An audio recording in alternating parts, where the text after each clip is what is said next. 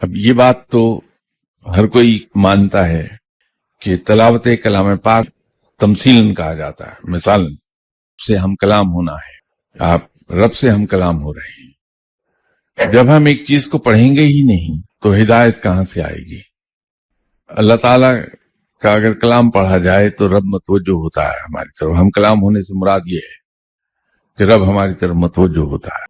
جب رب متوجہ ہوتا ہے تو وہ اپنی رحمتیں ہم پر نازل فرماتا ہے۔ قرآن پاک کے کئی معجزے ہیں، ان میں ایک معجزہ یہ بھی ہے کہ اگر کوئی اجمی قرآن پاک کو پڑھتا ہے بغیر ترجمے کے اور مسلسل بار بار پڑھتا ہے اسے، تو اس کے معنی خود بخود سمجھ میں آنے لگتے ہیں۔ ترجمہ اگر ساتھ پڑھا جائے تو اس میں تسلسل نہیں رہتا۔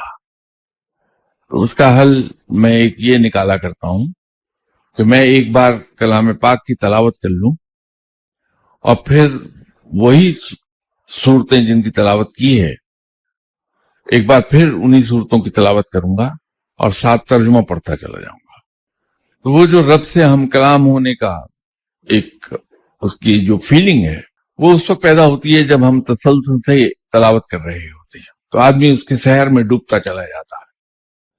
ہو سکتا ہے یہ صرف مجھے ہی ایسا محسوس ہوتا ہو، لیکن جب میں روانی کے ساتھ تلاوت کر رہا ہوتا ہوں تو اس وقت جو کیفیت انسان میں پیدا ہوتی ہے وہ رک رک کے پڑھنے میں نہیں ہوتی، کہ جو کہ اس کو پڑھنے سے طاری ہوتی، وہ وجد ہے ایک جو انسان پہ طاری ہونے لگتا ہے۔ میرا مشورہ تو یہ ہوگا کہ قرآن پاک کی تلاوت روانی سے ایک بار کر لیجیے، پھر دوبارہ انہی صورتوں کی جس تلاوت کی ہے اس کا ترجمہ پڑھ لیجیے، حاشیے پر دی گئی تفسیر پڑھ لیجیے، تو دونوں مقاصد حل ہو جائیں گے۔